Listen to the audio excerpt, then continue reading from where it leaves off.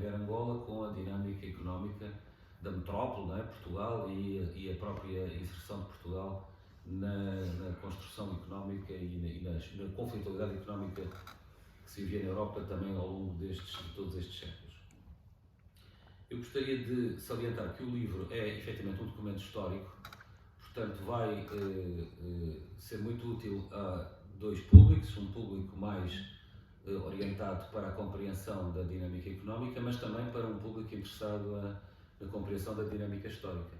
Eu acho que a parte de facto histórica, até porque no século XV, XVI, XVII não há propriamente estatísticas, não é?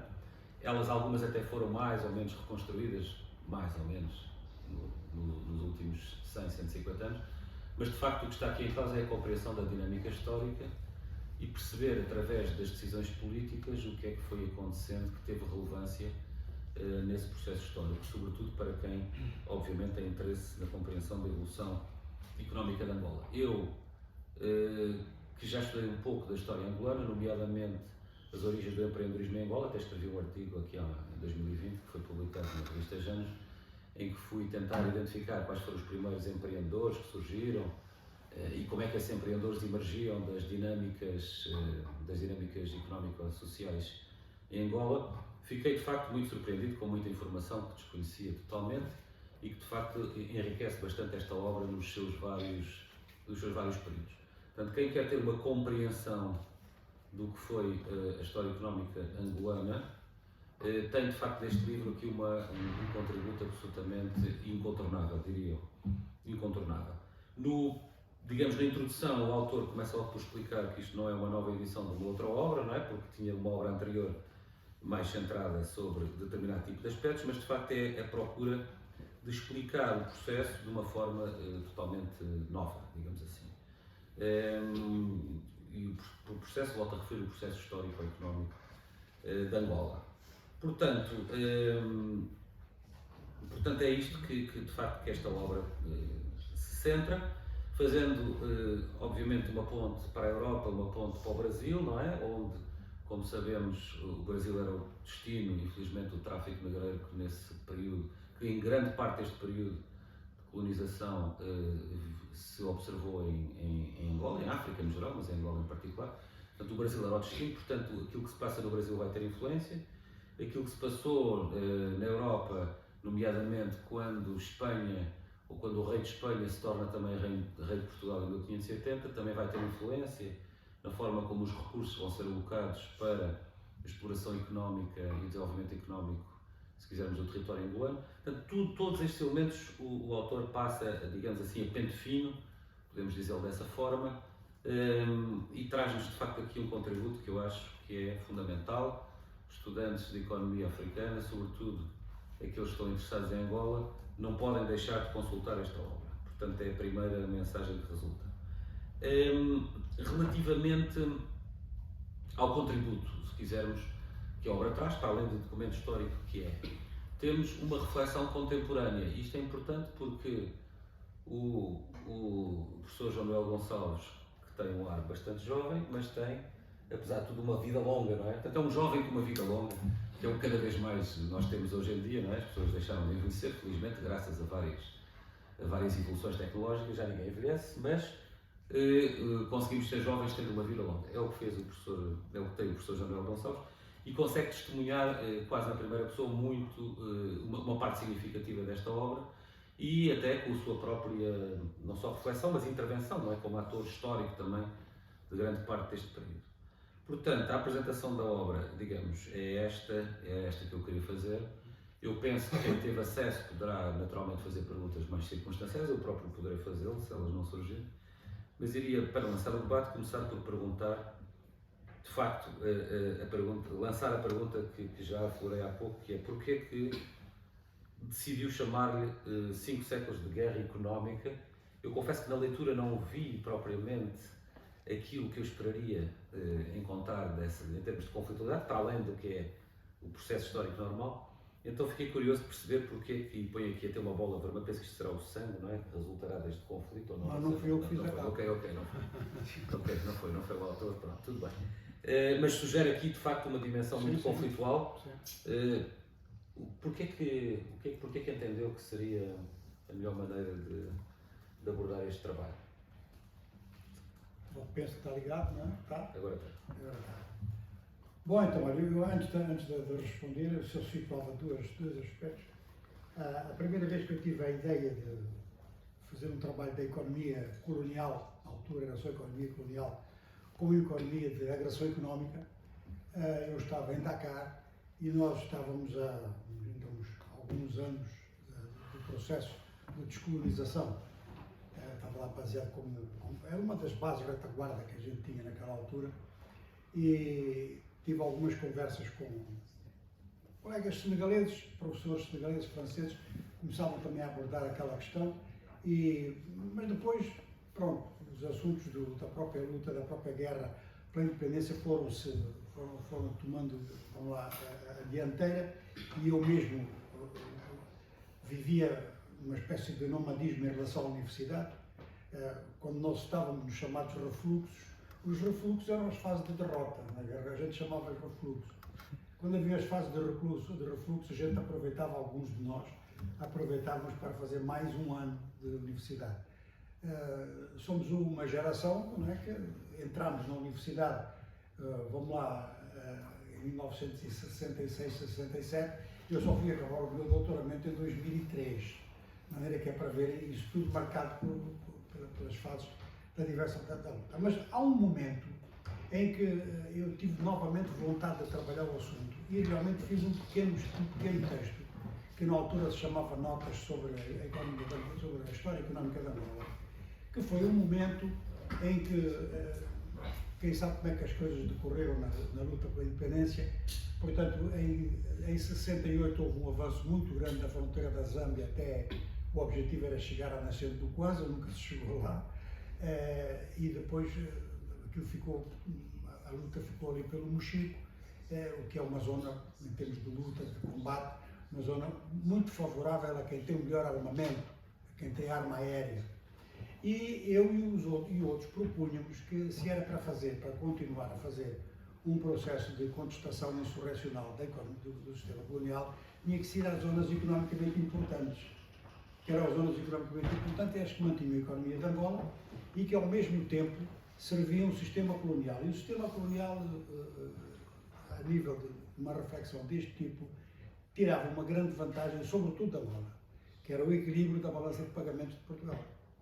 De maneira que quando a gente vai ao orçamento da Guerra pela Independência, que aqui se chama Guerra Colonial, quando entra o orçamento a gente nota que é a metrópole que dá a maior parte dos recursos para a guerra, mas a maior parte desses recursos vem sobretudo em matéria de divisas, que era fundamental para o sistema colonial, porque Portugal era fraco produtor de armamento. E do lado da rebelião ninguém era produtor de nada, não é? A não ser os grupos mais informais, nos quais eu estava, que éramos produtores de coquetel Molotov. Não era bem...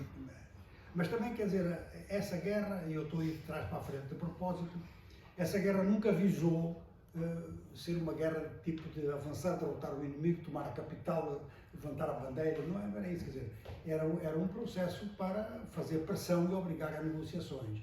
E a partir de um dado momento, começou-se a sentir que dentro do exército português havia coisas muito sérias que estavam a passar. E essas coisas muito sérias vinham de dois aspectos. Primeiro era que o governo português mobilizava um exército de 120 mil homens, não tinha enquadramento normal nem para 30 mil.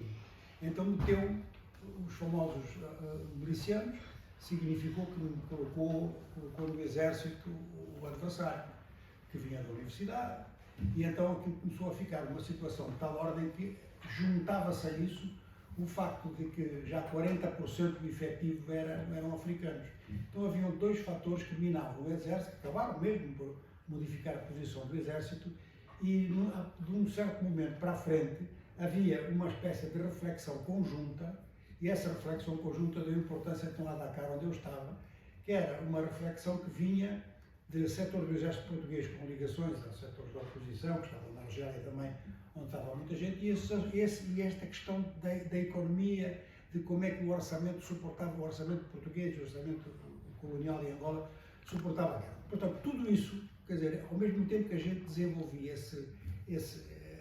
a ação no terreno, no sentido de pressionar e tal, a gente começou a se orientar muito mais para um debate com o que se passava dentro do exército português, considerando que ali estava, e não nos enganamos, quer dizer, muita gente, por exemplo, dentro do MPLA, dentro da UNITA, diziam que a gente estava a perder tempo e afinal foi o fator decisivo.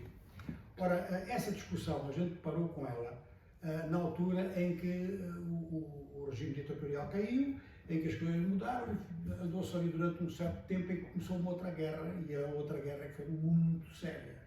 A outra guerra era uma guerra em que os dois adversários, um visava eliminar o outro. E fomos fazendo um conjunto de análise, tanto na Faculdade de Economia em Luanda, como depois algumas repercussões fora, e chegámos então a um ponto em que, para falar do livro anterior, em que já era possível publicar alguma coisa sem ter medo de censuras, e eu queria sublinhar que este livro fala do período colonial e do pós-colonial também. Portanto, a característica central dos dois períodos, o ponto comum dos dois períodos, no primeiro livro que se chamava Economia ao longo da História de Angola, o objetivo, conforme convite do editor, que é a editora Mayamba de Luanda, o objetivo era, no 11 de novembro de 2011, salvo erro, 2012, apresentar um livro que focasse os grandes acontecimentos da história de Angola, vistos de forma não oficial, nem em relação à historiografia tradicional, nem em relação à nova narrativa que se estava a criar. Portanto, a questão da corrupção tinha que ser já abordada, e que depois o livro seria desenvolvido. E entre o livro ser desenvolvido, ser publicado, e as reflexões do desenvolvimento, eu comecei a voltar às reflexões que nós tínhamos feito durante a Guerra pela Independência. Então, este voltar não é um voltar assim de algo que de paraquedas do céu. Caíam-nos muitas coisas de paraquedas durante este período, mas não foi exatamente isso. É que, à escala mundial, começaram a aparecer focos de debate, e um deles na área francófona. Eu estive sempre muito ligado na universidade a essa área, tanto em Dakar quanto na Escola de Altos Estudos em Paris, e apareceu-nos então um texto em que as coisas eram abordadas de tal maneira que me fizeram mudar completamente a rota do livro anterior, que devia ser aumentado, e veio para aqui. Ora, um economista francês, o Ali Darby, que eu não conheço pessoalmente, suponho que é de origem árabe, mas é francês e é professor lá na escola. Ele dizia que, está aqui uma definição, está logo no começo, se alguém apanhou a definição. Isto é claro que os conceitos são o que são, e a guerra económica ela é neste momento acompanhada por uma luta de conceitos, em torno de conceitos. Uns são estratégicos, outros são puramente económicos, outros são políticos manipulados. O Leidy diz que a guerra económica é a utilização de violência, imposições e meios desleais ou ilegais para proteger ou conquistar o mercado, ganhar ou preservar uma posição dominante, etc, etc. Portanto, aqui há um aspecto que é diferente da guerra clássica, da guerra armada, mas que é um aporte essencial a essa guerra. E quando eu estava a discutir já uma série de trabalhos em relação, tive duas opiniões em relação ao livro, tive duas opiniões que em termos académicos são ambas importantes. A primeira é de um professor brasileiro, o professor Eurico Figueiredo, que é diretor do instituto onde eu estou, quando estou no Brasil, que é o INEST, que me dizia, mas todas as guerras implicam uma vertente económica. E depois, o que é verdade, e depois chegámos à conclusão, pois é, mas só que raramente se fala nisso. A Segunda Guerra Mundial foi ganha por meios económicos, foi ganha por quem conseguiu ter uma indústria e capaz de sufocar o adversário. Portanto, a economia é uma arma de guerra. Agora já depois deste livro ter sido publicado, um professor da Academia Militar aqui da Amadora, eu quando estou em Portugal moro na Amadora, mas não é por causa disso que eu conheço esse professor há muito tempo, ele dizia-me assim, olha, a melhor forma da gente analisar uma economia é ver essa economia como um setor armado, como um setor de guerra. Ora, o citando, pegou um pouco na história e citando vários testemunhos ou várias opiniões, às vezes assim muito terra a terra, muito quase na base das definições do analfabetismo, ele apanha expressões indianas, apanha expressões árabes e apanha uma expressão portuguesa, que é muito importante, que ele utiliza muito no livro dele. Já um historiador maliano, que fez a história da participação africana no tráfico de escravos, também citava muito, tanto vamos lá, a tática, não é exatamente a estratégia, mas a tática portuguesa de captura de escravos, quanto depois a própria negociação nos pequenos mercados de escravos africanos, como é que eles crescem. E o Laïti sublinha um ponto importante. Ele pega declarações de um oficial português que depois se espalhou muito. Que eu não tenho bem a expressão em português porque ele dá a expressão em francês, mas depois fui à procura e a expressão era: estamos a fazer comércio na ponta da faca, que era uma expressão que foi usada muito no Estreito de Hormuz, que é muito falado hoje. Hoje há dois estreitos ali que, se aqui, um já está quase a arder, que é o Estreito de Bab el-Mandeb, na entrada sul do Mar Vermelho. O outro é o Estreito de Hormuz, dá acesso ao Irão, dá acesso à costa leste da Arábia Saudita, e se alguém fecha aqueles dois estreitos, fecha mesmo muita coisa. De maneira que a importância de se sublinhar que Angola passou por 5 séculos de guerra económica reside neste contexto assim colocado desta forma. Desta forma. Há uma outra forma que tem que ser acrescentada e essa é a mais difícil, e é claro que o livro já teve algum, já por causa do livro, não é o meu livro que eu vi, fui eu que eu vi.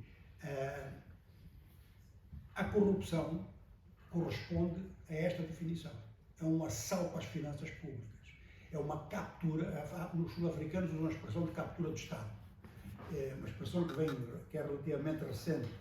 E a expressão de captura de Estado na África do Sul é o encontro de setores privados importantes que, com o apoio de figuras políticas, entram no aparelho de Estado e ganham concessões e ganham vantagens e acabam por ser uma teia que domina o aparelho de Estado. Como sabem, isso provocou a derrubada do presidente, foi Jacob Zuma. No caso de Angola, passa-se exatamente o contrário. Ou seja, que agentes políticos que estão dentro do Estado, não há entrada, não há infiltração. Agentes políticos que estão dentro do Estado, a partir de um certo momento, começam a apropriar-se de parte dos recursos públicos e criam um setor privado.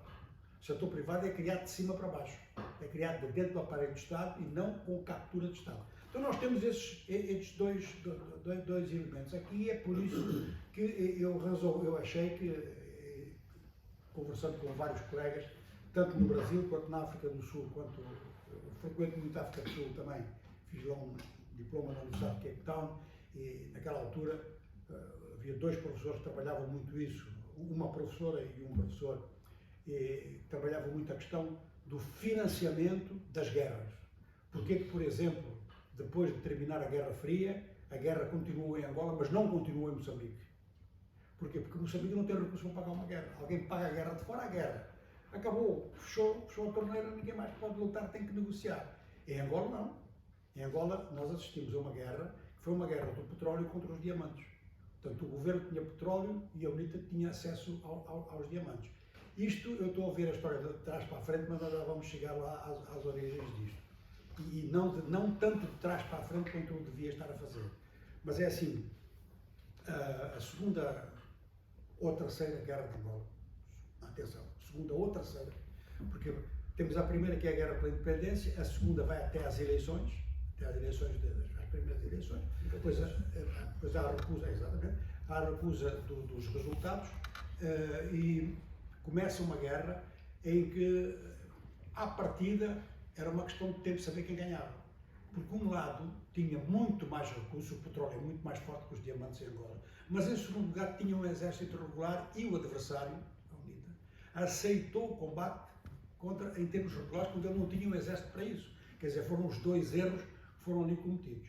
É claro que o resultado foi estabelecido a partir do momento em que o governo, com os seus conselheiros, definiu que os conselheiros não eram mais os conselheiros da Guerra Fria, eram conselheiros privados de serviços de inteligência, muito apoio, novamente agora aí já dos Estados Unidos, etc., que era assim, para ganhar essa guerra, para sufocar o adversário, tira as minas de diamantes. Portanto, era um combate claramente que eu lembro de conversas com colegas a dizer assim, com aqueles colegas mais velhos, alguns já cá não estão, infelizmente, mas eu lembro de ter dito isso ao próprio Ico Carreira, que era, no começo era Ministro da Defesa, depois ficou doente, deixou de ser. Mas disse, olha, aquelas conversas que a gente tinha no exterior, está aqui a prova, vocês estão a fazer agora aquilo que devia ter feito, que é fazer a guerra lá onde estão os recursos de base. Uma guerra é um empreendimento caríssimo. É o empreendimento mais completo do ser humano, porque ele abrange, não há nenhum setor que não entre. Como viram agora nesta guerra da Ucrânia, está até desporto. Mas, e está até desporto porque a Rússia foi afastada, porque o desporto é um soft power e era inevitável que isso passasse assim. Mas, portanto, nós temos este processo. O caso de Angola é um caso, inclusive, de mais importância na análise, porque em Angola, tirando a Costa da Mina, é em Angola onde o sistema colonial começa mais cedo. Ou seja, não há a história dos 500 anos, 300 e pouco são situados no litoral e em pontos do litoral de Angola. E em algumas outras zonas do continente africano, a guerra económica, a nível continental, ela só começa no século XIX, quando se descobre alguns medicamentos contra a malária, e então os europeus ganham coragem para penetrar no conjunto do território.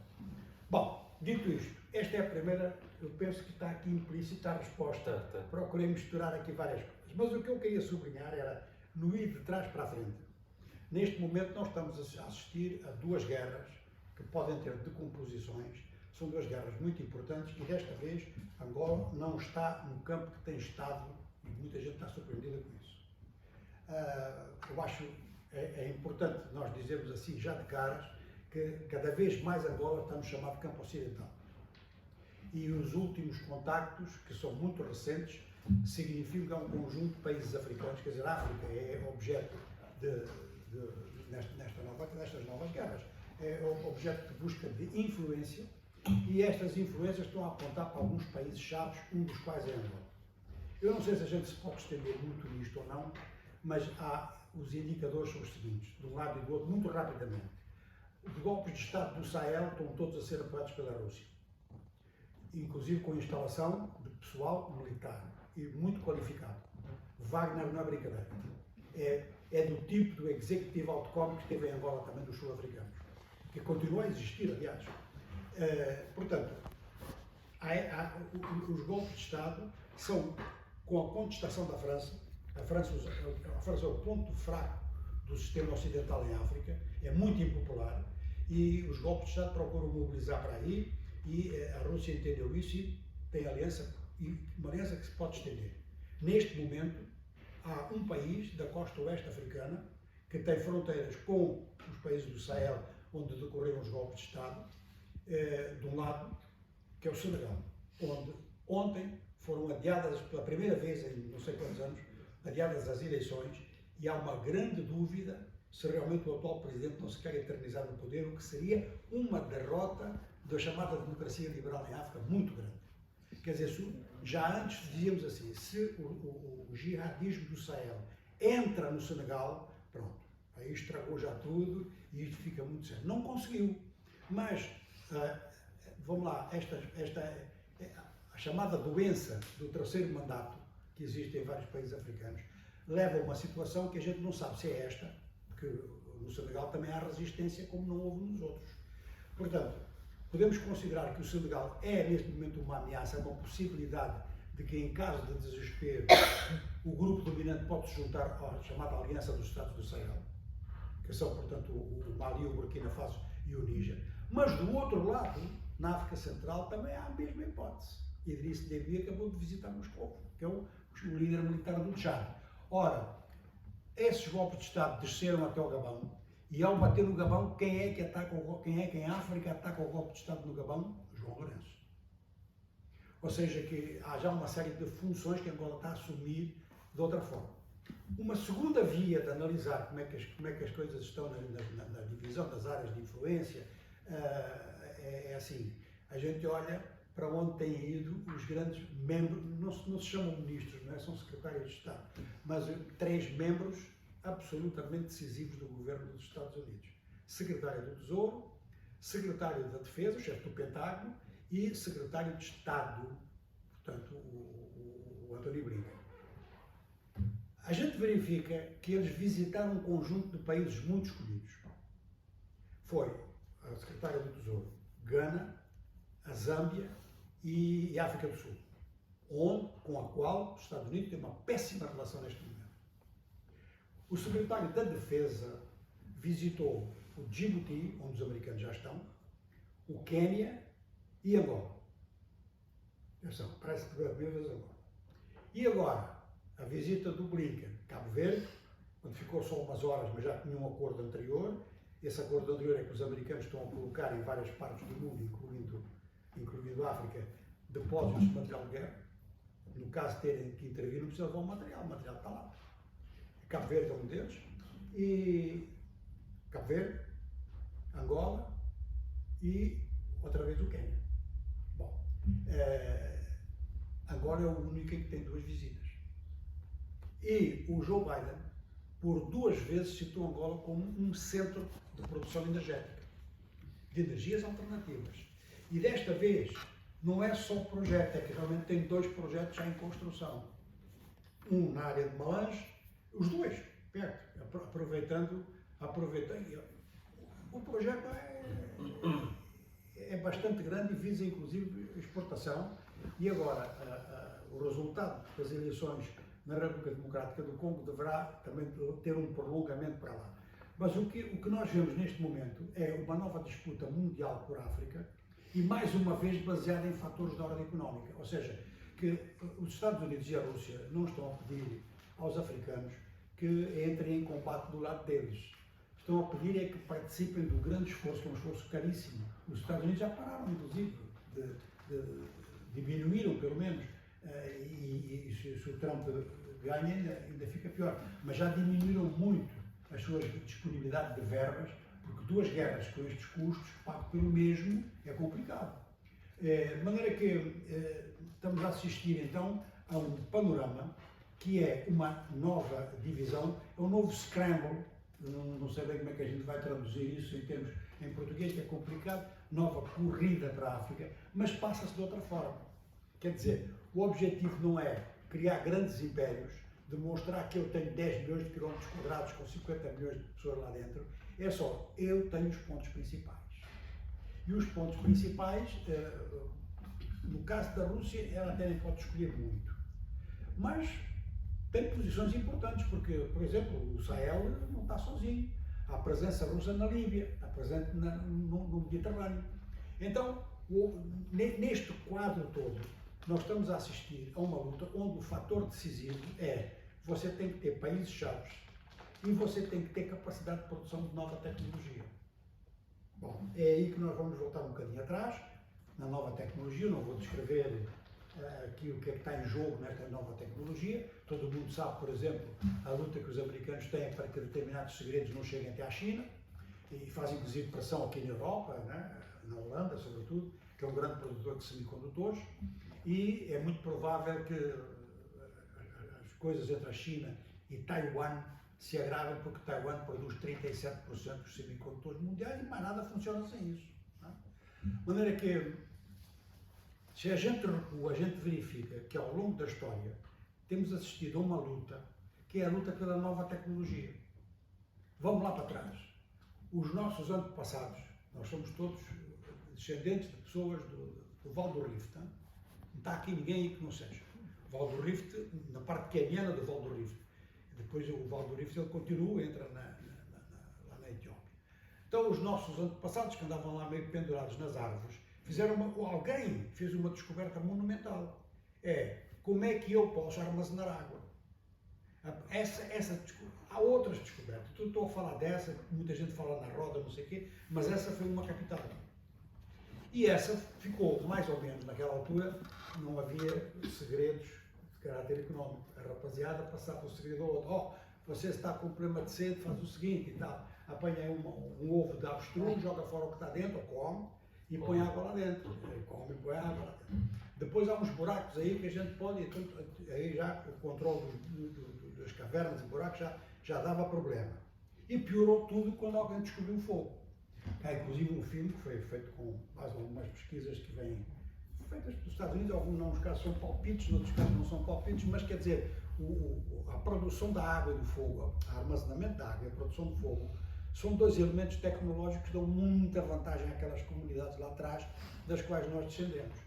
E, além desses fatores, é claro que o fator da língua foi outro fator importante, mas aí já não pode ter isso por conta da guerra económica.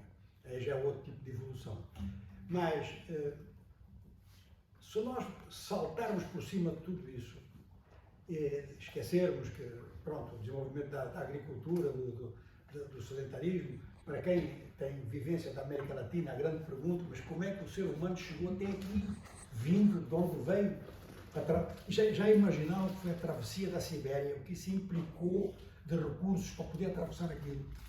Às vezes até há brincadeiras, às vezes nas faculdades lá, dizer que quem atravessou a Sibéria estava a fugir da sogra, coisas assim, porque realmente motivar-se para atravessar a Sibéria, descer o Alasca e vir até à Patagónia, levou muitos anos, não é, no mínimo, e implicou então determinado tipo de recursos de adaptação ao clima, tudo isso.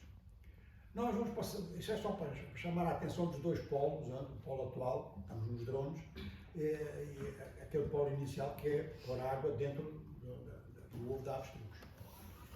Em 1500 não há bem a data não está segura, eu não arrisco muito a data, o padre António Brásio foi o que trabalhou mais essa data, mas à volta de 1520 a 1530 o correio funcionava muito devagar, não é?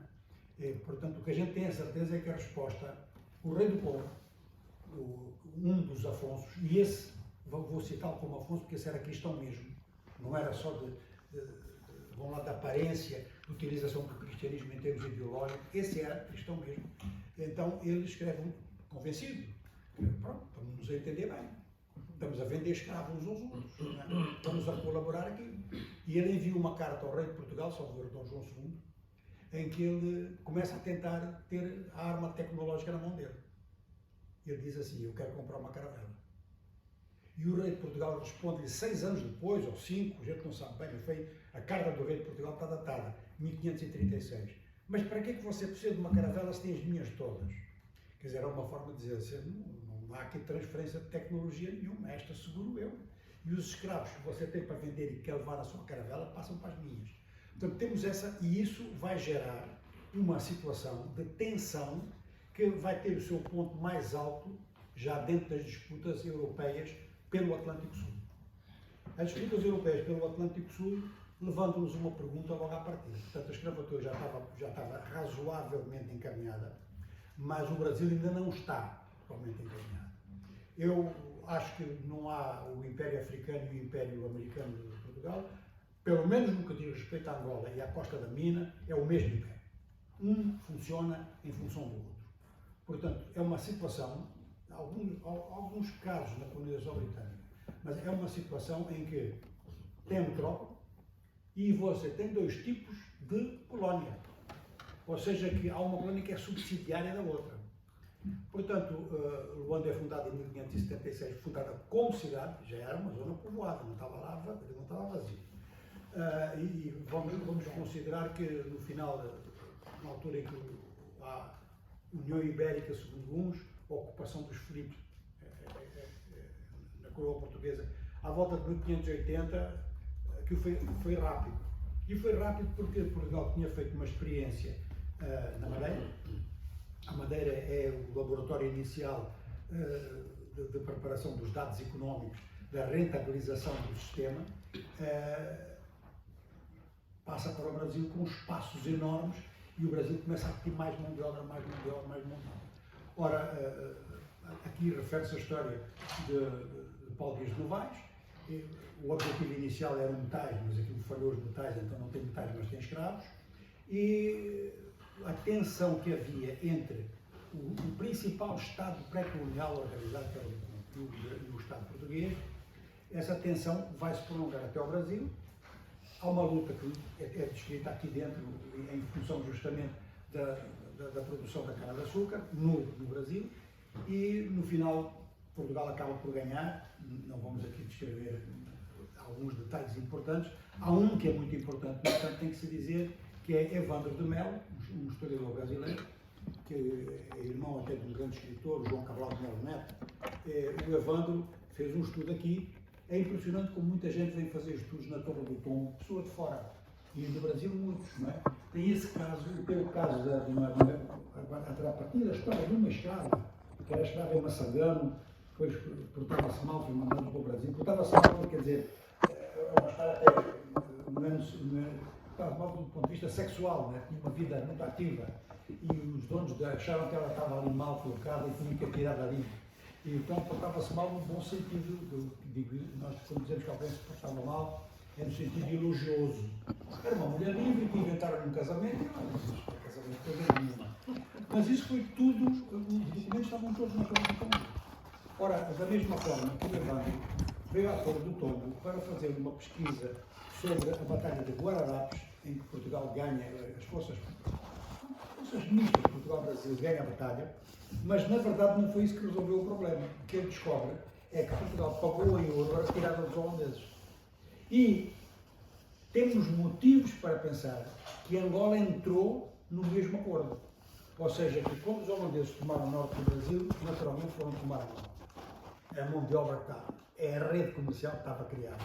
Não tínhamos que entrar em outras negociações em outras partes da África. A partir do momento em que os holandeses perdem o norte do Brasil, deixam de ter interesse em Angola. A descrição que há, como Salvador Correia de Sá, é uma descrição tão sumária, não se fala de combates, quais são os combates, não se fala de prisioneiros, não se fala de feridos, não há baixas de lado nenhum, e aquilo dá mais a impressão de que é uma armada que sai do Brasil, onde o assunto estava a ser resolvido, e vai a Angola tomar conta de Angola. Então chega a porto os holandeses que se vão embora, têm os barcos deles e estão a andar, não estão aqui a fazer mais nada. Esse momento, no entanto, não fica tão pacífico assim, porque o Brasil, depois, como o rei de Portugal atribuiu aos colonos do Brasil a função de recuperar Angola, o pessoal do Brasil exigiu administrar Angola. E então é aí que temos a famosa Batalha de Angola. Ou seja, há uma discussão entre a colonização portuguesa e o Estado Congo, que volta a insistir em dois aspectos. Eu não quero que ninguém do meu reino seja submetido à escravatura. O que há nas outras etnias, eu mesmo faço isso e entrego. Isto tem que ser melhor pago, vocês estão a pagar pouco. Em segundo lugar, não vou revelar onde é que estão as minas de cobre. Quer dizer, nós estamos aqui num contexto de grande disputa, inclusive de espionagem, para localizar pontos importantes. Na altura, a artilharia já se desenvolvia muito. E o cobre é fundamental para a artilharia. É fundamental até hoje, hein? Mas naquela altura, essas minas existiam. E há alguns reveladores que, com falta de cuidado, da parte tanto do Dongo quanto do Congo, que foi de oferecer manilhas de cobre a enviados portugueses para entregar ao rei de Portugal. Bom, foi uma informação que chegou a Lisboa. Pronto, eles têm cobre por ali. Essas manilhas foram feitas ali. E também apareceram manilhas de prata, eles interpretaram mal, pensavam que também havia, mas havia comércio dentro da África que via até de Angola e até o Monomoptata, até o Zimbábue. Mas essa luta em torno dos minerais, por um lado, e em torno do pagamento, de quanto é que se pagava pelo trabalho de captura de escravos, a nós levantamos duas questões. Em primeiro lugar, na definição do Laidy, que eu compartilho, esta agressão ao mercado é levada ao seu extremo com a escravatura. A escravatura, na minha opinião, eu sou afirmativo, a escravatura é o ponto mais alto da agressão em termos económicos. É a captura de mão de obra para trabalhar na produção. É com esse objetivo. De maneira que não se trata de prisioneiro de guerra. É mesmo nesse sentido. É o ser humano transformado em mercadoria, mas ao mesmo tempo em mercadoria que não é voltada para a demanda final. É voltada para a demanda intermediária, para fazer alguma coisa. Não é? Ora bem, esta prática ela vai dar lugar então a uma grande discussão que existe até hoje. Alguns setores têm evoluído, noutros não têm. É assim, a escravatura era normal naquela época. Há uns que dizem que era normal, vou deixar a palavra normal, e em segundo lugar, toda a gente fazia. Há um historiador que publica até um dos meus editores, o outro editor está aqui, não é como ele publicou, mas que defende que todas as civilizações, todas, tiveram escravatura. E isto é uma grande cortina de fumo, porque realmente se houve escravatura em todas as... Os anarquistas vão ficar contentes com o que eu vou dizer agora. Porque se houve escravatura em todas as civilizações, houve em pontos específicos de todas as civilizações, mas não na totalidade delas. Onde é que houve? Onde havia Estados fortes. Por exemplo, a gente vai à América do Sul e a escravatura estava no Império Azteca e no Império Inca. No resto, ninguém tinha ideia do que fosse aquilo. No caso concreto da África, quando se começa a ver a história do interior do continente, os malianos são muito fortes nisso, os senegaleses estão a começar também. A partir de um certo momento, a partir de um certo limite, para além, por exemplo, Império do Mali, Império Songhai, depois descendo um pouco mais os sultanatos do norte, atenção, sultanatos, já depois da islamização do norte da Nigéria, tirando isso, o resto da população africana era vítima de captura de escravos. Mas não é só, portanto, havia já essa resistência social, essa ausência de escravatura para a maior parte, inclusive na Europa. Quer dizer, não se pode dizer que a Europa toda ela era escravocrata.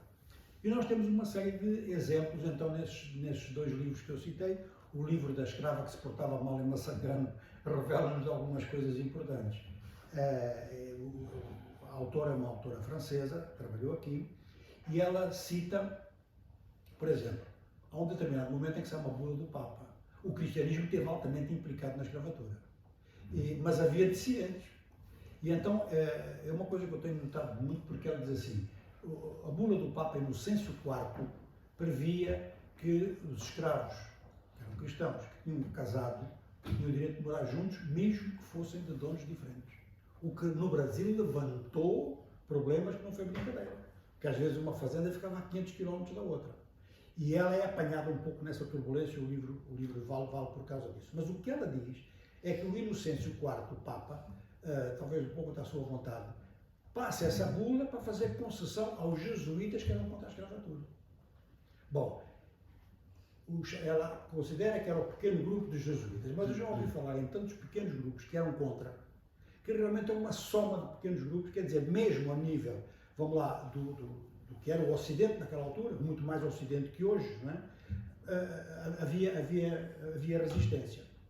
O grande texto da resistência é um texto de Gomes e Anos de Zorara, em 1444, com o famoso primeiro mercado de escravos em Lagos, aqui perto, no sul de Portugal, em que o próprio Zorara está incomodado com o que está a ver. Ele nota-se nisso, mas não é só isso.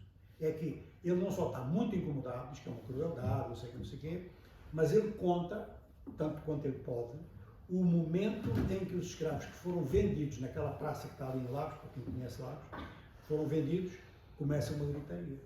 Porque é marido separado de mulher, é filho separado das mães, e o povo de Lagos, eram o quê? Naquela altura, deviam ser pescadores, não sei quem seriam, revolta-se. Fica uma situação em que o Infante Henrique, que é um herói português, que assiste à cerimónia, que tem direito a um quarto, como diz o Zorara, tem direito a um quarto dos recursos, acaba por ter que fazer repressão, levar os escravos de qualquer maneira. Portanto, temos uma série de elementos que demonstram não só não havia unanimidade, como não havia essa aceitação geral da escravatura. E isso é um fator importante, porque revela uma vez mais de que a humanidade não é assim tão má como se diz. A nível da humanidade sempre houve grande oposição a atos de violência extrema que durem muito tempo. Curto tempo, há setores da sociedade que vão fechando os olhos. Nós vimos isto na Segunda Guerra Mundial, ainda vimos ou soubemos na Segunda Guerra Mundial. Mas então, temos aqui um momento, uma fase em que, quando a gente soma, por exemplo, no caso concreto, que andei a ver mais ou menos em relação à população europeia da cidade de Luanda. E se nós somarmos essa população toda, desde 1576, chegaram a 900, 1570, depois uns foram fazendo escravatura, outros não, a maior parte não fazia, e estava na mão de coisa, mas de qualquer maneira, mesmo que todos tivessem feito, quando chegamos a 1900, a soma toda não chega a 10.000 pessoas. Mas não é 10 mil ao mesmo tempo, é 10 mil foram morrendo, depois ficava 1000 e não sei o quê. A gente verifica que o envolvimento, o empreendimento escravocrata, ele envolvia um pequeno grupo de europeus e um pequeno grupo de africanos. Envolvia era milhões de vítimas. E esse é que é o problema. E esse é que é, quando a gente estava em guerra, uma coisa que a gente se interrogava muito, fazíamos muito essa pergunta, até porque tínhamos exemplos no terreno que apontavam para aí, é a pergunta de porquê que em momentos de grandes holocaustos, estamos a falar dois, a escravatura é um deles, o outro é mais tarde, inclusive de uma população intelectualmente muito desenvolvida, que eram os judeus da Europa, porquê que não resistiam? O que é que acontecia que permitia que isso se prolongasse com um pequeno grupo a fazer, no caso concreto da escravatura, mas no caso concreto, por exemplo, a gente vê imagens de deportação de judeus, um pelotão de soldados alemães levava 10 mil judeus nos comboios. Quer dizer, o que é que se passa com a humanidade? O terror, o que é que isso pode significar? E foi com base no terror, uma aliança, como diz o Tidjane já aqui teve, o Maliano, uma aliança que é a primeira grande aliança mundial de classes, que é do mercantilismo europeu, com certas chefias tradicionais africanas, em determinados pontos. Isto não significa, isto é uma outra desculpa, além da história mal contada das civilizações, que tem escravatura, é o aspecto de que, bom, mas os europeus não têm culpa porque alguns africanos ajudaram. Isso não muda nada. Quer dizer, se nós formos os dois ali a Setúbal matar alguém com a ajuda de um setubalense, a gente não deixa de ser assassino por causa disso. De maneira que há ali uma aliança nesse ponto. Agora, o segundo contexto, e eu já estou a falar demais, faço o segundo contexto só como introdução. Os poderes políticos em África, pós-coloniais, são poderes políticos de pessoas que vêm de meios muito pobres.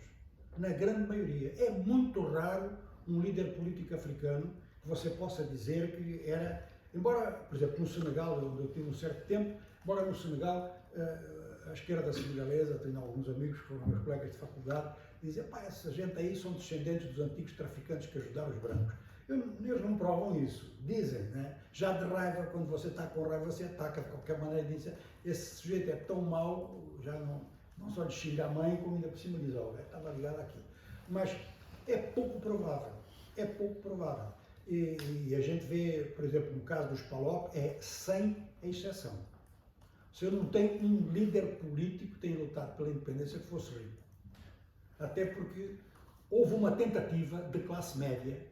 O Agualusa escreveu um livro chamado A Conjura, que é baseado num facto real, uma tentativa. Aí era uma pequena classe média que era rica em comparação com os outros.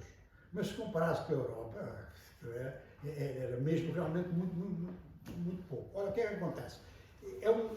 São grupos que, apoiados, em todos os casos, apoiados pelas metrópoles, quer fossem de direita, quer fossem de esquerda, no caso dos PALOP, há um apoio claro, naquela altura do 25 de Abril, da esquerda portuguesa, que foi decisiva para a formação dos governos nos cinco PALOPs.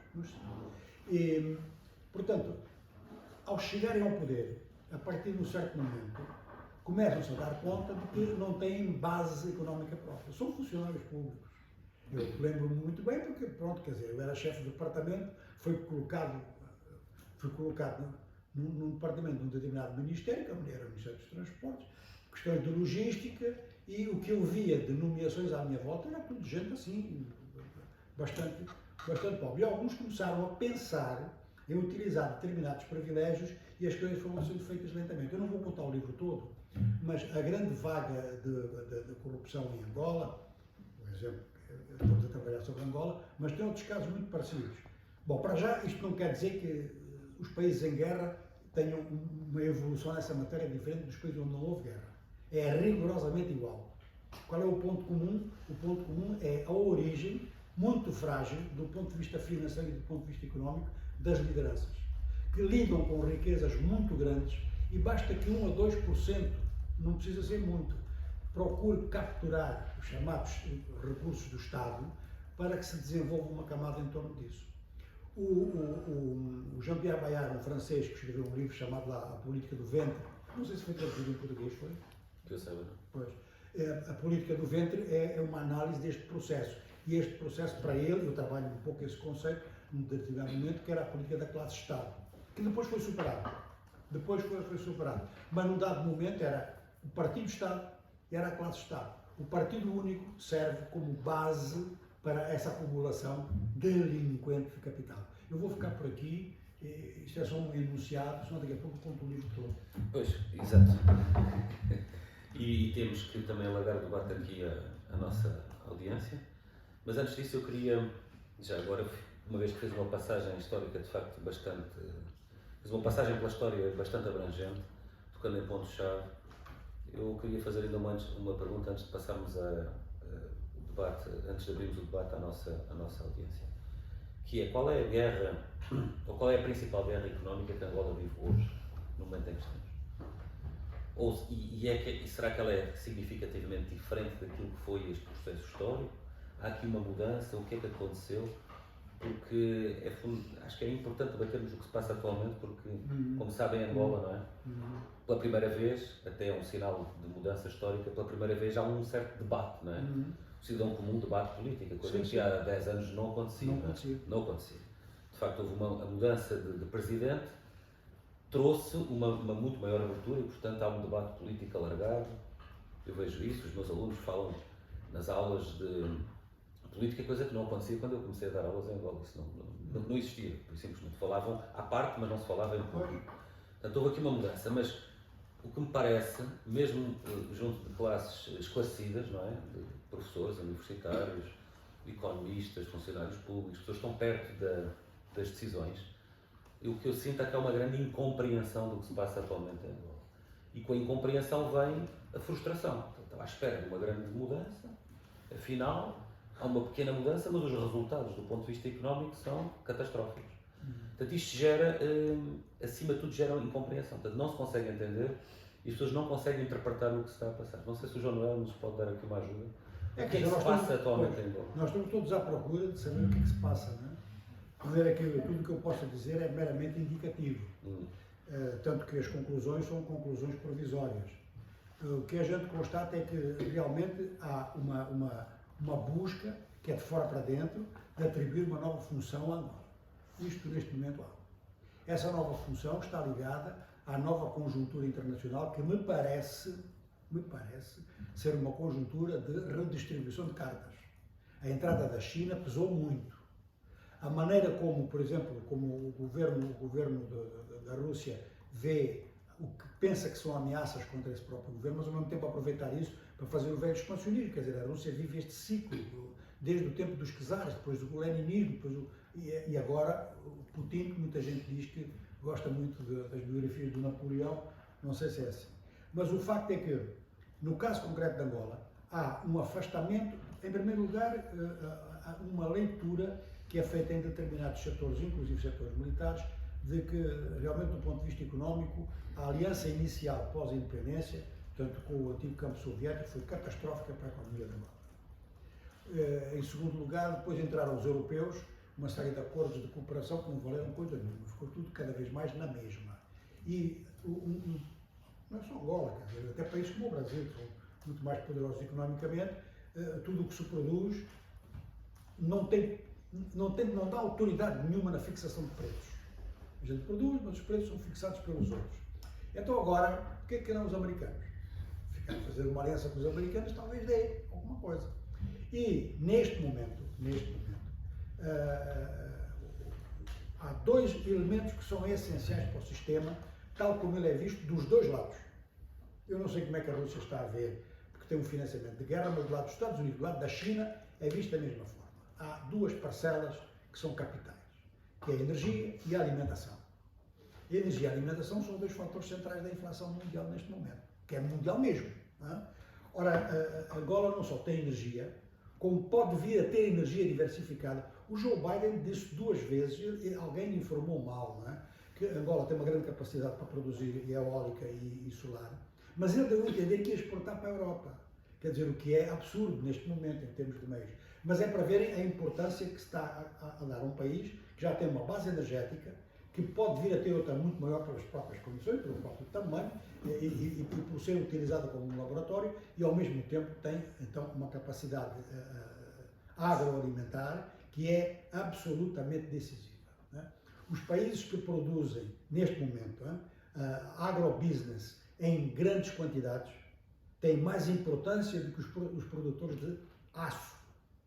Dá mais lucro e é mais importante para a economia mundial. De maneira que, aproveitando que houve uma divergência forte dentro do MPLA em relação à formação da nova classe dirigente, ou seja, que o projeto inicial, segundo a minha abordagem é que está ali, José Eduardo dos Santos, a partir de um certo momento, decide isto é preciso fazer aqui uma burguesia nacional. É a primeira reflexão dele. Conversa com o grupo aproximado. Essa conversa chegou até... Chegamos a todos, quer dizer, a gente andou todos na mesma escola, a gente acaba por ouvir essas coisas.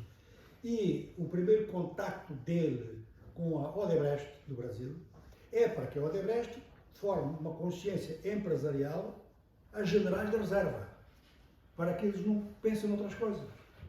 E é claro que depois tudo isto acaba por ser um pouco sequestrado, e quando nós vemos os casos, eu dou aqui exemplo de 5 processos judiciais, quando nós vemos os casos que aparecem, a gente vê que são pessoas que ou estavam muito, voltamos ao Jean-Pierre Maillard, que estavam muito dentro do aparelho de Estado, ou que tinham ligações familiares com o aparelho de Estado, ou que tinham ligações a qualquer desses dois. E é assim que se dá essa divergência. Essa divergência foi, à partida, o grupo do João Lourenço, o grupo em torno, utilizaram muito bem isso como arma, tinha que ser exemplos de impacto. Os exemplos de impacto não podiam poupar a família de José Eduardo, mas tinha que se poupar José Eduardo. Então, quer dizer, o ataque à Isabel e ao José Nuno foram ataques que foram simbólicos. Era para distinguir, para marcar, olha, o meu terreno é este. E isto agora vai se passar de outra forma. A acumulação de capital vai deixar de ser delinquente, porque isto está a empobrecer nós todos e isto vai criar uma situação em que a gente vai acabar por cair. Isto é uma produção, este choque, é uma produção inteiramente angolana, não tem influência de fora. Isto é produzido dentro do aparelho. E é produzido dentro do aparelho, sob pressão, e aí é que é importante. Já depois do 27 de maio nós tínhamos notado isso. A pressão das famílias é uma coisa impressionante. A mãe de Agostinho Neto tem uma conversa com ele para dizer para com essa coisa dos fuzilamentos. Senão isto é pecado, você vai para o inferno. Mas pronto, era um argumento da senhora, era um argumento que não estava a ver aquilo com bons olhos. Ora, esta pressão é que, apesar de ditaduras, apesar de partido único, apesar de influências internacionais no quadro da Guerra Fria, à volta do poder havia muita gente que continuava em contacto com o resto da sociedade. Era permeável a pressão social e transmite a pressão social ao poder. Portanto, o papo do João Lourenço em relação do grupo do João Lourenço, um grupo muito maior, o grupo do João Lourenço, para saber quem é o grupo do João Lourenço, como ele muda muito os ministros, que dá a impressão de que, mas o grupo dele não está nos ministros, os ministros são funcionários, é por isso que ele tira e põe com muita frequência. A partir de um certo momento, e esse certo momento é muito recente, os Estados Unidos começam a ver Angola de outra forma. E veem, agora, para quem conhece a África, eu não sei, eu não quero aqui dar a entender, vamos lá, tenho procurado manter uma posição de distância tão grande quanto eu posso em relação às várias lutas dos vários grupos dentro do MPLA. Mas a gente aqui verifica, quer dizer, há aqui um ponto que é realmente importante. Os americanos constataram nas últimas eleições o seguinte, e isso dizem-nos a nós, mesmo quando a gente conversa com funcionários da Embaixada Americana, com professores norte-americanos que passam conselhos para a Secretária de Estado, que é esta senhora para assuntos africanos, dizem assim, veja bem uma coisa, João Lourenço foi eleito com 51% de votos, perde as eleições na capital, e alguém pensou em fazer o impeachment contra ele e não foi preso. Epá, isto comparado com os outros 54 países africanos, isto não é diferente?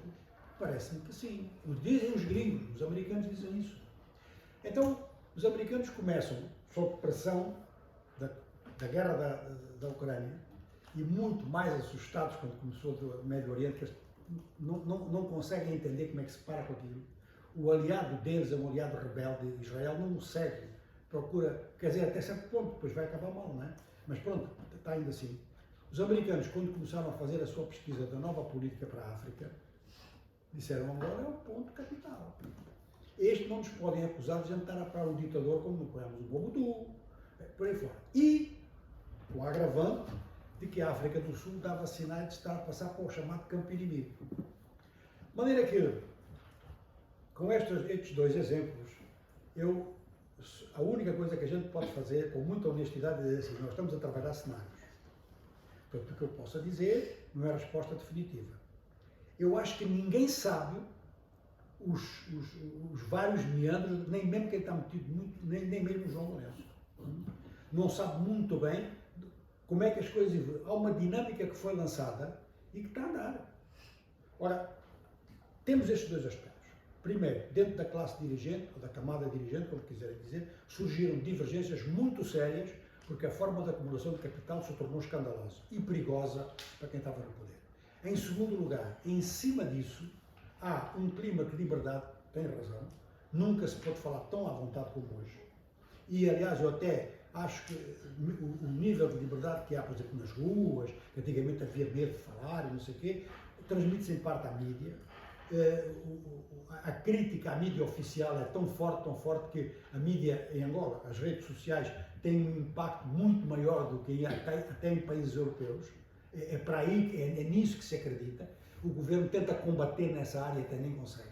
De maneira que há o segundo elemento é, pronto, este país, do ponto de vista dos americanos, é assim, olha, os franceses e os ingleses aqui não se aguentam, só fizeram asneiras, os russos estão a entrar em tudo quanto é território francês e isto não dá. Os Estados Unidos não podem ficar fora disto.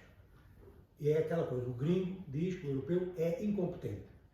A influência através de Portugal é um país fraquinho, não há motivo para ter choque com Portugal, mas nós podemos ir diretamente, porque eles estão afim disso. Penso que o que se passa em Angola são essas duas coisas. No primeiro elemento, vamos ver como é que é gerido o segundo, o elemento internacional. Angola como produtor agrícola, Angola como produtor de energia, Angola como ponto de passagem para Forças Armadas. Parece que assinaram um acordo sobre isso e já lá passaram vários para a guerra do Iraque. Mas quer dizer, há a possibilidade agora de que, com a visita do chefe do Pentágono, de que, não exatamente bases fixas, mas aquilo que a Constituição prevê em Angola, que é a entrada em acordos de segurança coletiva. Agora, se este segundo elemento vai ser bem ou mal gerido, vai depender da gestão que as grandes potências tenham dos seus conflitos maiores. Eu chamo a atenção que os dois grandes conflitos no mundo são conflitos dirigidos pela direita ou pela extrema-direita, não há esquerda metida nisso. A Rússia, a Ucrânia, Israel e o Hamas, tudo é dirigido pela direita ou extrema-direita. O Hamas, então, muito à direita, que é um movimento nacionalista religioso. O Netanyahu só não é nazi-fascista porque é chato. O homem é judeu e não vamos dizer que ele é isso, mas anda lá muito perto. Na Ucrânia, o aparelho, que é um aparelho de direita, enfim, uma direita nacionalista, que não teve dúvida nenhuma em aliar-se à extrema-direita, desculpem, e o Putin tem no seu partido o principal teórico da extrema-esquerda mundial, o Partido da Rússia Unida. Portanto, aquilo os quatro, se não fossem os estragos do povo, era para a gente dizer que a gente não se mete nisso. Ora, esse aspecto, os americanos, no que diz respeito à África, nós não sabemos qual é a gestão que eles vão fazer disso, mas que estão a tentar fazer uma gestão com blocos, com polos espalhados em alguns pontos da África. A função atribuída a Angola é a mesma atribuída ao Quênia. É exatamente a mesma coisa. De maneira que esse é um aspecto. No que diz respeito aos fatores internos, houve um erro de cálculo muito grande, que foi pensar que, fazendo pressão de cima para baixo, o capital que saiu da Angola voltava para Angola. E esse é que foi o erro, quer dizer, não voltou. Então a situação social ficou na mesma. Uma situação social que fica na mesma quer dizer que piorou. Não para, anda para trás. E a gente pode ter assim exemplos que foram, mas isto é um elemento importante, como diz o professor Renato. O nível de liberdade, a gente sabe isto que não saberia até uns anos atrás. O jornal Expansão, há 15 dias atrás, publicou, primeiro, queda nos recursos, nos investimentos externos em Angola, uma queda de 40% de 2014 para cá. E depois dá os dados de quanto é que saiu de capital de Angola e quanto é que voltou.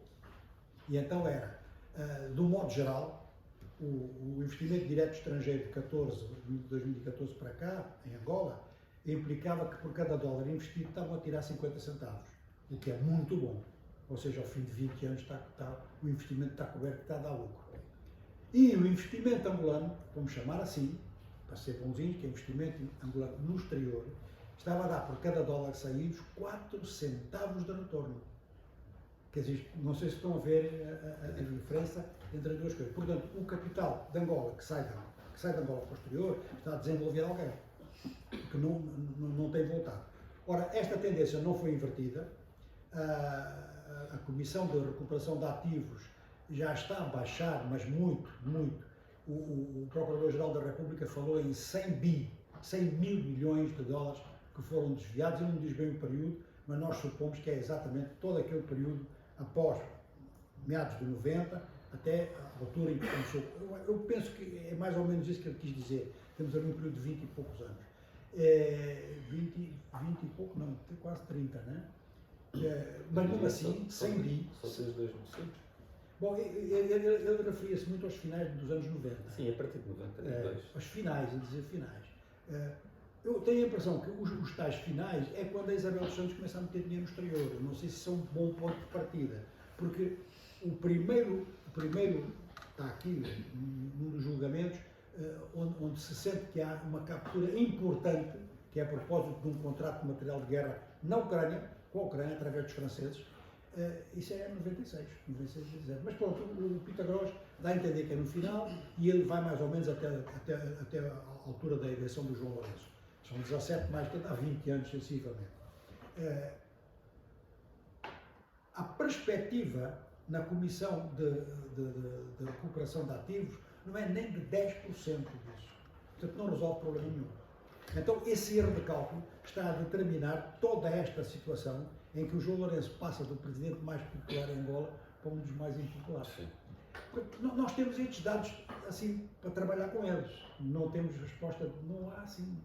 Eu estou convencido que a nível, isto não é convencido, isso eu tenho certeza, a nível do topo da hierarquia angolana há realmente uma grande decepção. Pensavam sinceramente que iam recuperar pelo menos metade do capital. E neste momento já se fala muito, falava-se até há pouco, agora já não se fala outra vez, numa negociação com aqueles que desviaram o dinheiro. No mundo perigoso tem que se conversar com toda a gente. Também é ladrão, não sei o quê, mas tem que se falar com ele. Agora, essa negociação deve ter furado, porque foi aberto um processo contra a Isabel dos Santos que é para ser julgado daqui a 3 meses. Então isso não dá margem para mais negociação. Muito bem. Eu agora se calhar passaria a nossa audiência, quem quiser colocar questões, pode falar alto, penso que não é preciso microfone, se falar bem alto, acho que vamos conseguir. Era como oportunidade. Eu gostaria de saber, a questão é para o professor, Sim. sobre a relação entre China e Angola. Portanto, uma vez que Angola teve uma oportunidade de fazer um empréstimo, se não me engano, parece 11 bilhões de dólares, para certos investimentos no aparelho na época, se não me engano, parece 2021 ou 2022. Né? E qual era a relação entre eles e como é que os americanos conseguiram ter essa parceria com os angolanos, uma vez que o foco de cooperação entre Angola e China era muito mais de boa, de certas formas, porque Angola não teve essa relação com os americanos, só depois que, pelo ponto de vista, depois que o Joe Biden vem ser presidente dos Estados Unidos da América, havia essa relação entre os Estados Unidos da América e o Angola. Como é que os chineses podem ver essa relação? Será que não vai criar um fator de fragilidade entre a relação de Angola e China? Ou pode-se criar um outro problema entre China e os Estados Unidos da América? Não está claro. Outro fator também liga-se entre os países da África, nomeadamente gostaria de abordar certas questões do República Democrática do Congo e Luanda. Uma vez que estou a assistir hoje em Twitter, só o presidente do Congo, Félix Tshisekedi, disse que veio reunir o Senado para declarar uma guerra contra a Ruanda. Sobretudo no que toca com o movimento 23 de março, eu acho que está uma disputa entre questões económicas ligado a essa zona de exploração. Né? E será que isto não é um momento certo entre negociação entre ambos os partes, uma vez que Angola está no meio também dessas propagandas, porque o presidente angolano estava uma vez a sua visita, parece que no Congo, né, para tentar negociar sobre essas questões, e isto também pode ser um grande polémica para o próprio desestabilizar o sistema angolano em termos da sua economia, assim como do Congo e da Ruanda. Uma outra questão ligada, gostaria de salientar também, trata-se sobre os estados de Sahel. Há 3 estados entre Níger, Mali e Burkina Faso, que no dia, parece que hoje, no dia 1, né, que declararam que vão ser os estados da África Ocidental que CEDEAO. Criaram uma nova organização, que é o Estado de Aliança de Sahel. Será que isso também não vai criar uma polêmica entre os estados? Agora vai passar a ser 12 estados de CEDEAO contra os outros 3 estados. Isto, como é que a comunidade internacional pode gerar essa situação? Porque tudo isso tem a ver com a questão da disputa dos sistemas económicos entre russos e o próprio certos países do Ocidente, no caso de França. Né? Como é que o professor pode nos dar a explicação? Eu vou já passar para o professor Januel. Queria só fazer um comentário sobre esta questão da CEDEAO, que é o processo para sair da CEDEAO demora 1 ano. Portanto, ou seja, isto pode ser de facto aqui a abertura de negociações, não é? Só queria chamar a atenção. Portanto, estamos a falar de 3 Estados que estão sob uma situação de golpe de Estado, portanto, digamos assim, com uma inversão da ordem constitucional, e que estão numa posição de relativa fraqueza, porque não conseguem ter um apoio generalizado a essa pretensão, não conseguem também fazer a transição para a democracia, não conseguem marcar eleições, e portanto estão a tentar aqui uma jogada qualquer para tentar, pelo menos, que sejam aliviadas as pesadíssimas sanções económicas que estão a ser alvo, não é? E daqui a pouco com um risco maior, no caso, por exemplo, porque são tudo países que não têm fronteira marítima e, portanto, dependem de outros Estados que lhes vão começar a bloquear as fronteiras. Portanto, eu acho que aqui é mais uma arma de negociação, embora o professor Januel possa ajudar. Porque é um processo de 1 ano, atenção, não é uma saída imediata, não é disseram hoje que eu saí e amanhã já não estão. Sim. Portanto, significa que eles estão interessados em tentar Eu encontrar... acho que a decisão já está. Não, que é feito imediato, não? Não, mas não é possível. Tratado. Não, tratado não é, mas eles não querem saber. Sim, mas penso que não é essa a ideia. Mas enfim, não, que eles querem negociar. Querem negociar. Eu não sei se eu respondo já ou... Pode responder. Sim, acho que pode. Não sei. Mais questões, sim. Ali a colega. Marinheiro. Ok. Eu vou começar também partindo do princípio que estamos a falar de história econômica. Estamos a falar da história da guerra da Angola, porque se partirmos do princípio da equação do capital, se o capital de Angola está endividado, se a parte da fração de importação menos exportação é negativa, só se paga os serviços das dívidas. Se nós não temos consumo, porque a população está em extrema pobreza, isso não é empresariado, e se esse empresariado ainda por cima é um empresariado de Estado ou de Estado, em que é que se fundamenta que é uma guerra econômica feita também por Angola? Isto iria para passar ao nosso ponto. Era para perguntar ao José Gonçalves se realmente acredita que as guerras dos tais países, não sendo vítimas, os países africanos que têm os recursos, se são guerras provocadas pelas guerras frias. Porque eu lembro-me que em 2002, quando nós fomos ao Tribunal da Dívida no Fórum Social Mundial do Brasil, nenhum país do terceiro mundo acusou o Estado dos africanos. Realmente as guerras são sempre derivadas da procura de recursos e para não nos estender mais, era para perguntar ao José Gonçalves se acredita na teoria da corrida aos recursos, do rate source for, porque se partirmos desses três paradigmas da economia, acho que nos diríamos. Queria só fazer um outro comentário em relação a isso. É se a própria escravatura e o rei africano, que era católico e que supostamente fez a escravatura de igual para igual, se a escravatura em si e o catolicismo em África não foi uma ferramenta, não foi também um instrumento de guerra. Porque eu acho extremamente perigoso quando não apresentam história escrita por africanos, porque já havia línguas, as línguas vieram da África, e de certeza que há factos históricos escritos por nossos ascendentes, do porquê que eu tenho que partir sempre da perspectiva do que os europeus, das pessoas que fazem as guerras e todos os colonizadores escrevem. E como estamos aqui com os jovens, porque eu podia ter essa conversa contigo pessoalmente, é verdade que em África havia escravatura, mas segundo os mais velhos, as pesquisas que estão a fazer, a escravatura em África não tinha um objetivo econômico.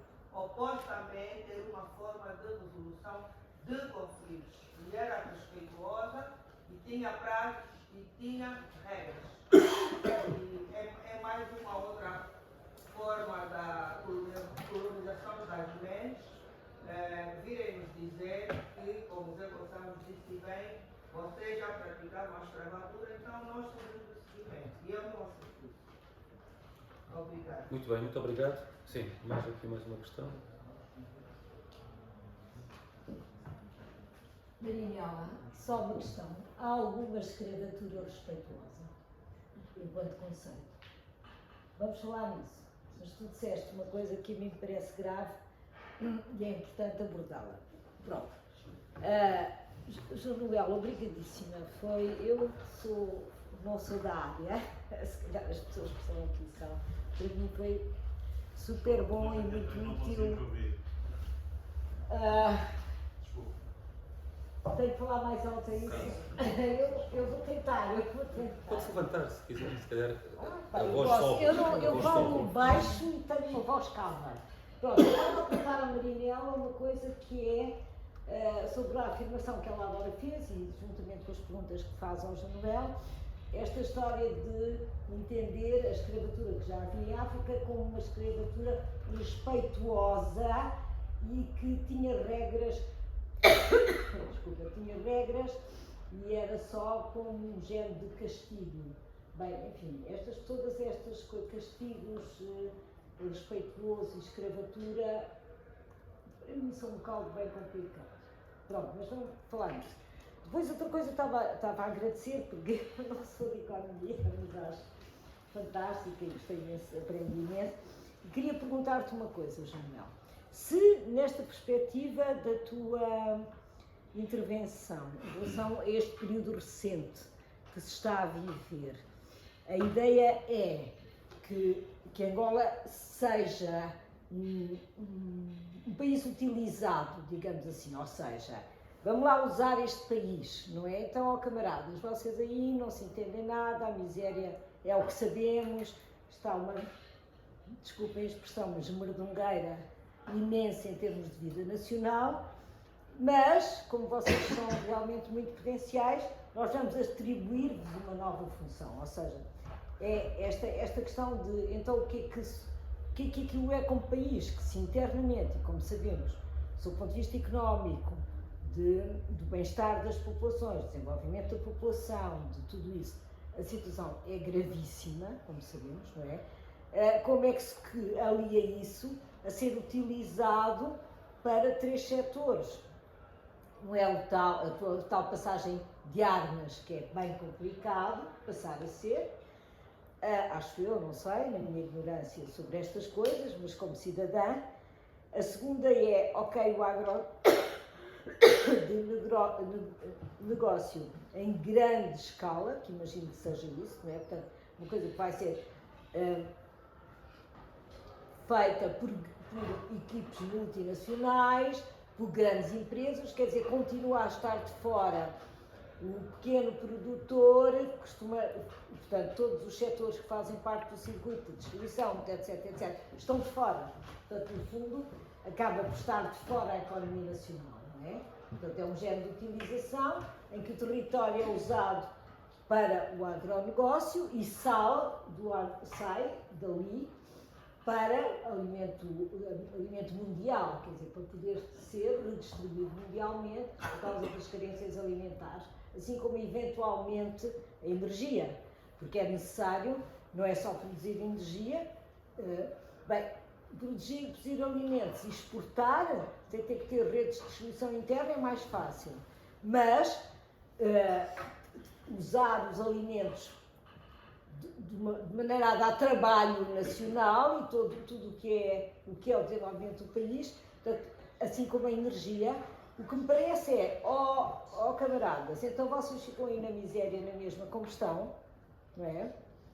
Mas nós vamos aí utilizar isto, mas vocês vão continuar na miséria, porque nada disto passa por desenvolvimento nacional e, no entanto, vocês têm esta função de ser utilizados e, pelos vistos, o governo angolano está bastante receptivo a ser utilizado e de perna aberta, como se pode dizer.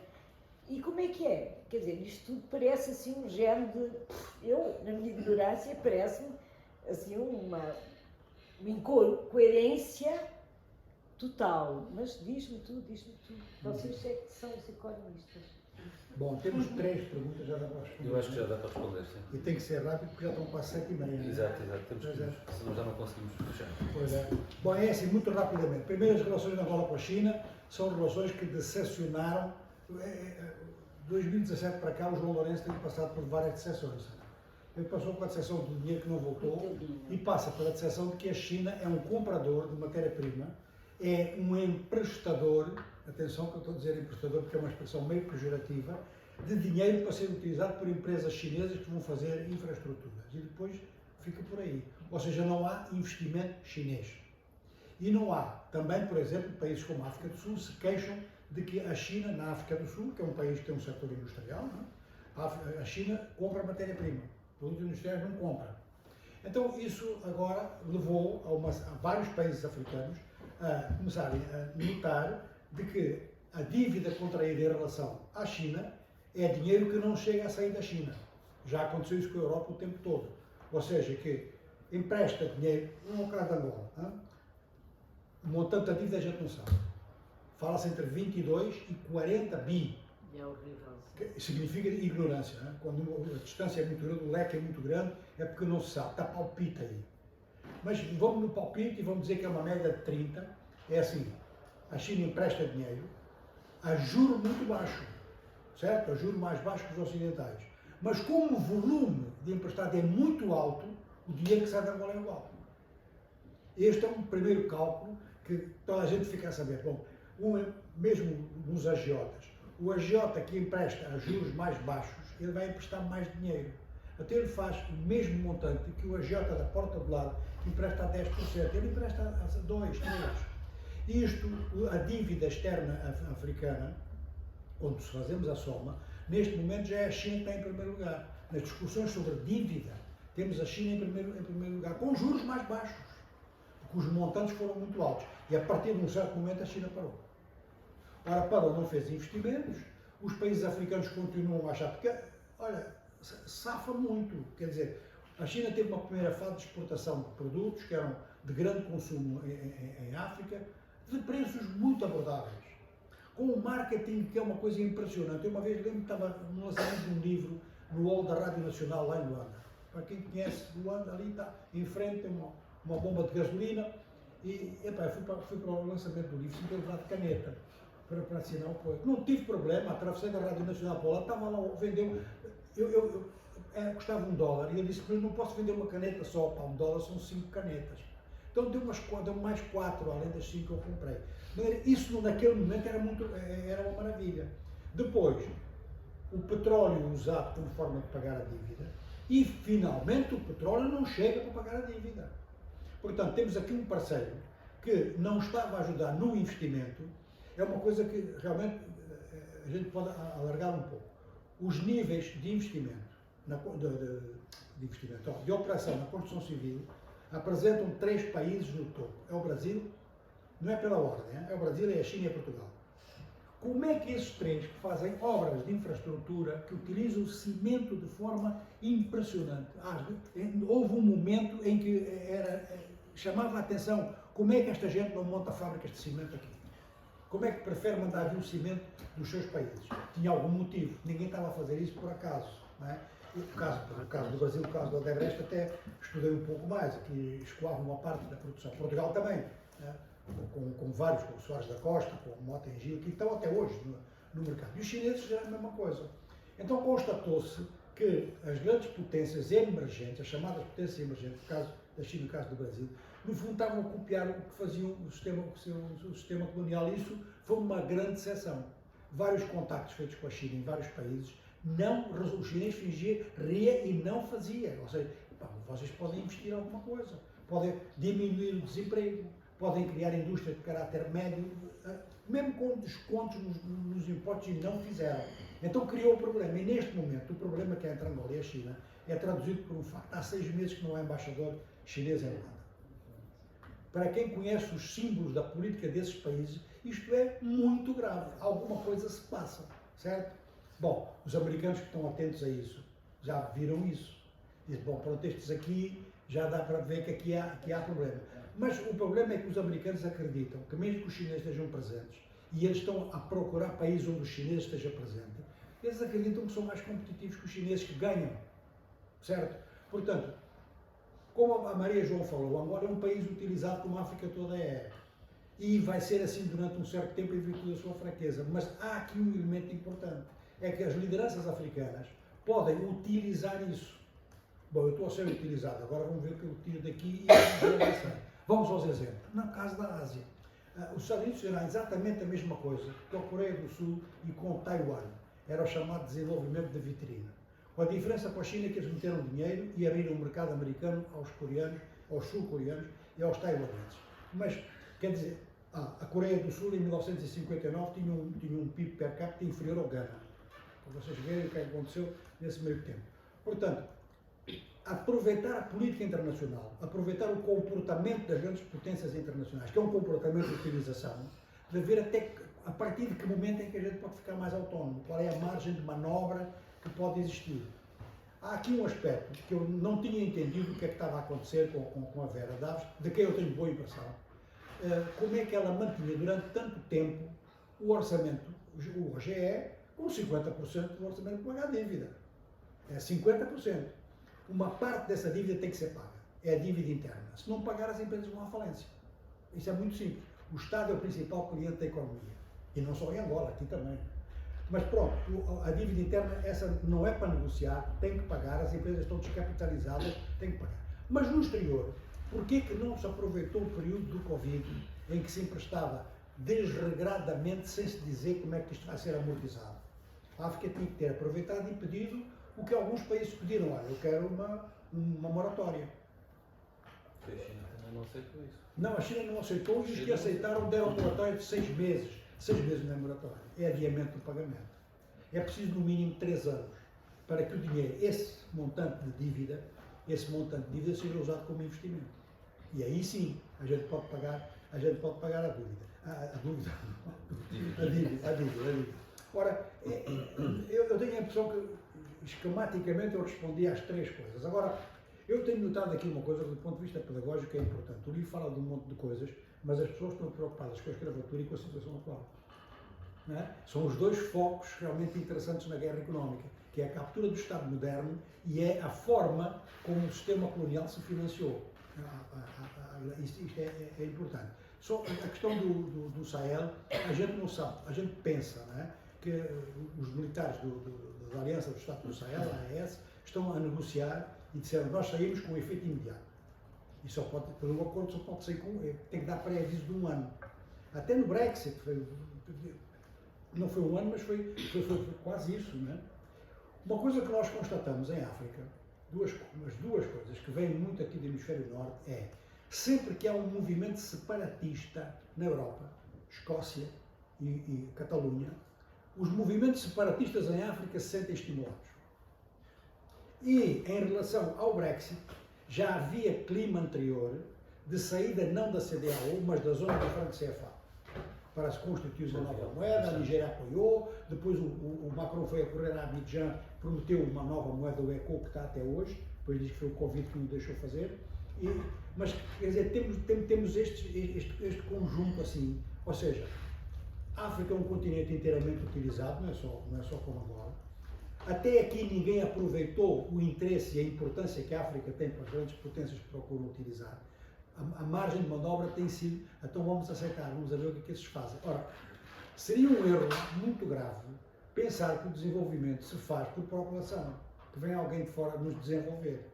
Quer dizer, se não há a política interna que aproveita as contradições internacionais e o interesse que eles têm na gente, que é de aproveitar, isso é de aproveitar. Eu não mas o João Lourenço disse há muito pouco tempo que os Estados Unidos iam salvar Angola. Sim, então dizer tudo. Completamente errada, pois. como se entende isso que estás a dizer, quer dizer, é que se não há um desenvolvimento interno e um aproveitamento útil para o país, enquanto país, esta coisa de que vem um salvador de fora. Bom, o exemplo que a gente pode tirar disso, o exemplo positivo que a gente podia tirar disso é assim, o mercado americano é o maior mercado do mundo, eles estão com taxas de crescimento outra vez de 4 a 5% com inflação. Porquê? Porque o mercado interno tem um poder aquisitivo monumental. É o consumo das famílias que promove a maior parte do crescimento do PIB dos Estados Unidos. E a gente foi isso que os asiáticos aproveitaram. O acesso ao mercado norte-americano desenvolveu a indústria automóvel da Coreia do Sul, desenvolveu a indústria, parece que agora, né? Então, tudo o que é nova tecnologia de Taiwan, e mesmo países que não eram assim considerados como muito estratégicos para os Estados Unidos, cresceram muito mais do que os países africanos. Aqui há realmente esta noção, quer dizer, qual é o espaço que fica, no caso de se concretizar, parece que está-se a concretizar, esta aliança Angola-Estados Unidos e dos outros países, do Quênia, do Djibouti, da Costa do Marfim, do Ghana, de Zâmbia também, qual é a margem que vão utilizar, qual é a capacidade de gestão de jogar com o fator internacional para o desenvolvimento interno. É isso. Agora, eu acredito que a China neste momento está a apostar tudo naquele seu projeto que se chama Nova Rota da China. Nova Rota da Seda. Nova Rota da China, Nova Rota da Seda, que é o Golden Belt. Pois é. Está a apostar tudo nisso e está com problemas internos. Ou seja, que a China está-se a voltar para dentro, sentiu que o seu mercado interno é muito grande, já capitalizou o suficiente de fora, está-se a voltar para dentro e agora tudo o que ela quer é que os africanos vão pagando a dívida, nem que seja a conta-gotas. Já não estão a discutir muito por aí. De maneira que o que vão tentar é manter certas determinadas posições e acreditam que se podem tornar, então, à medida que vão crescendo, por exemplo, transformar a China numa grande potência financeira com grande força do yuan. É uma das ideias, quer dizer, há neste momento um refazer da política dos Estados Unidos e um refazer da política da China. E atenção, os outros seguem esses. A Rússia neste momento depende da China, mas como nunca dependeu. E é perigoso para a Rússia, porque o chinês não se esquece da história. Por exemplo, não me admiraria que daqui a 1 ou 2 décadas, com a dependência que se vai criando, a China peça de volta aos territórios que a Rússia lhe ocupou. Que inclui Vladivostok, não é assim pouca coisa, não é? É todo o Pacífico, por exemplo. E também, quer dizer, os Estados Unidos estão a improvisar e os Estados Unidos têm um problema interno que esse é que eu não sei o que é que vai acontecer. E vamos saber este ano. Se o Trump toma o poder, a África é esquecida outra vez. Então quem está a contar que os Estados Unidos vão desenvolver a África pode ter uma grande decepção. Porque o Donald Trump acredita numa aliança com a Rússia contra a China. E é o a África, exatamente. Biden não vai aguentar, não sabemos. Muito bem, eu acho que com isto podemos dar por terminada a nossa sessão. Convido quem quiser a vir apreciar o livro, eventualmente adquirir, se for esse o caso, e interagir diretamente com